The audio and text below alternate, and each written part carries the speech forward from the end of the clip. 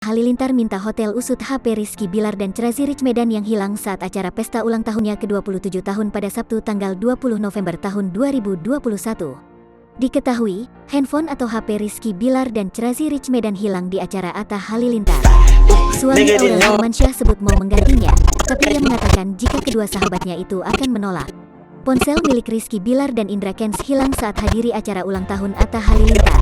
Atta Halilintar baru saja merayakan ulang tahunnya yang ke-27 pada Sabtu tanggal 20 November tahun 2021. Pesta ulang tahun tersebut rupanya adalah ide sekaligus kejutan dari sang istri, Aurel Hermansyah.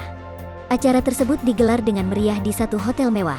Dihadiri sahabat sekaligus sederet artis ternama tanah air, perayaan ulang tahun Atta itu pun disambut antusias. Iya, aku juga nggak tahu, ada teman yang kehilangan tadinya kan.